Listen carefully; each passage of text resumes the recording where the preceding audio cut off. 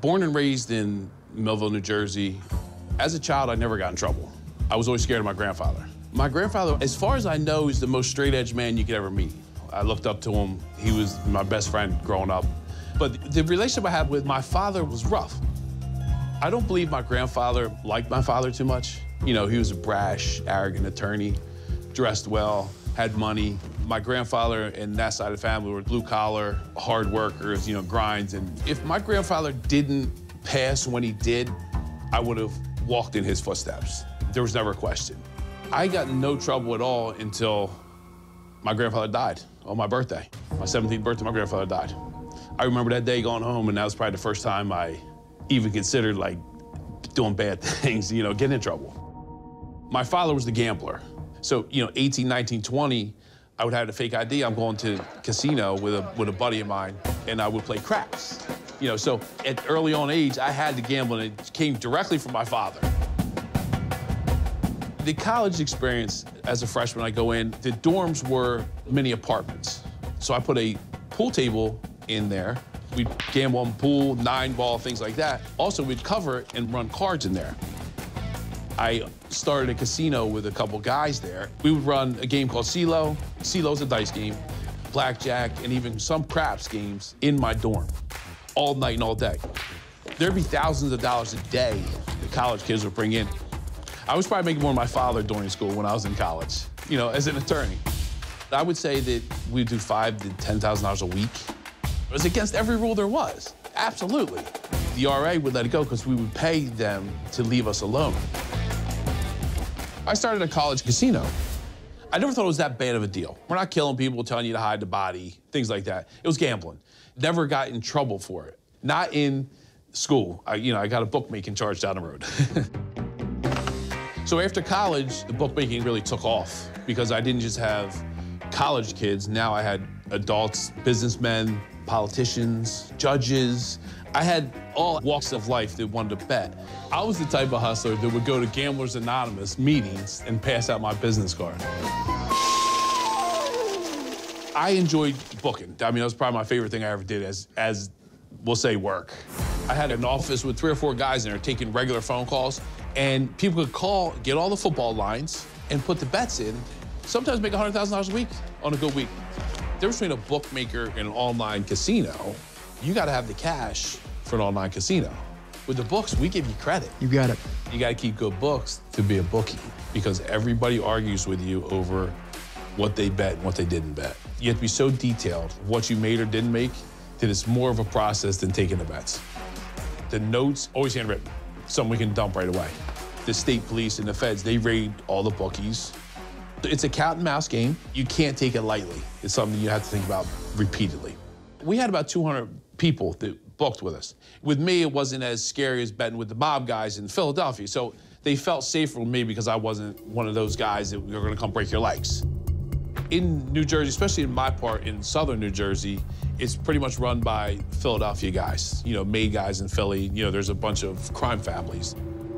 I had a call from a guy that I know was associated made guy that he needed a meeting at the Philly diner.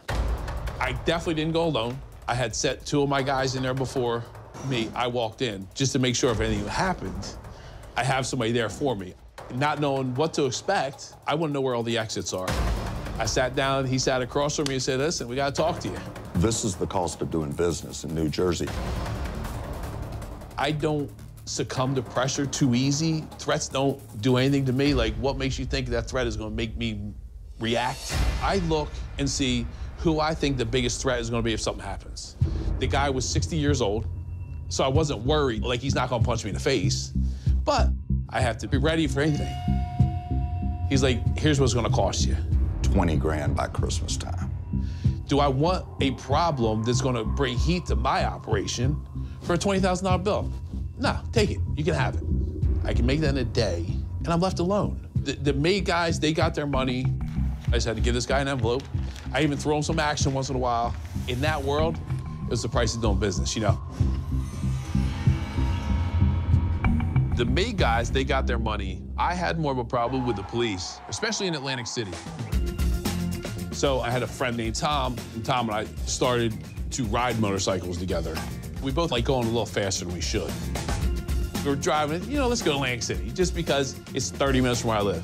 So we get to Atlantic City, it's probably 1 o'clock in the afternoon, 2 o'clock in the afternoon. They had a carnival blackjack game. You bet 3 hands against the dealer's 1. You can make a lot of money real fast. If you have a couple good hands and you're playing a couple thousand, you know, you make $6,000 a hand. So he and I had the whole table. We would play together and we would split what we won. Tom is a emotion player. I'm not an emotional person. I'm more of a money guy. So if I lose 5 hands in a row, I get up, I wanna leave. In that game, the run was good, so we're making money. Now, when I'm winning, I keep playing because I know it's house money. We had probably won $60,000 total between the both of us. So we get on the motorcycles in the garage and we have pockets full of money. All 4 pockets full of money. You can only fit about 10,000 per pocket to be comfortable in your jeans, you know. Leaving the casino that day, we were on a high. However, on the ride home, it turned into a nightmare. We pull out of Caesars directly onto the Atlantic Expressway. At that time, it wasn't a great road to ride motorcycles on because there was a lot of like concave where the tire marks were before like repaved it flat. So you kind of had to like stay in the channels. And it was a little scary because I wasn't the best rider back then, but I was okay, you know? So we're coming back and there's the first toll booth there when you get out of Atlantic City.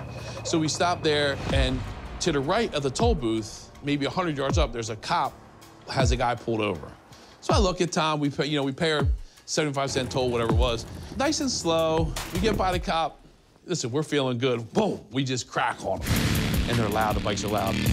We probably get 30 seconds. I look in my rear view and I see the cop screaming. I'm like, shit.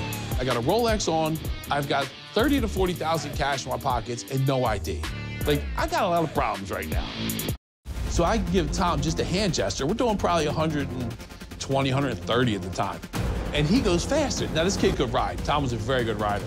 As soon as you see him behind him, you get a rush. It's an adrenaline rush because there's no way this Crown Victoria is catching our motorcycles. The palms get sweaty, the heart starts racing. Our exit comes up. I gotta cut over 3 lanes to get to the off-ramp on, you know, these older roads. I'm like, oh man, this is gonna be bad. We were so low, leaning, the bottom part of my motorcycle was hitting the ground and sparking. Like, this is how much of an idiot I am, you know? Right at the end of the off-ramp, they hit us with a radar gun. Well, he can't stop us. I mean, we're flying. Tom is maybe 50 yards in front of me. He does a wheelie through the red light. Should have died.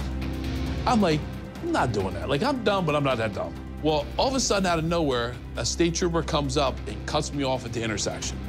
I jam my brakes on because I don't want to run in and go over him. He stops, the bike goes sideways, and as I'm spinning, I just tap the front of his bumper with my back tire. I just put my feet down there and put my hands up. Cop gets out, and I was like, listen, man, I promise you I'm not going anywhere. You win, you win.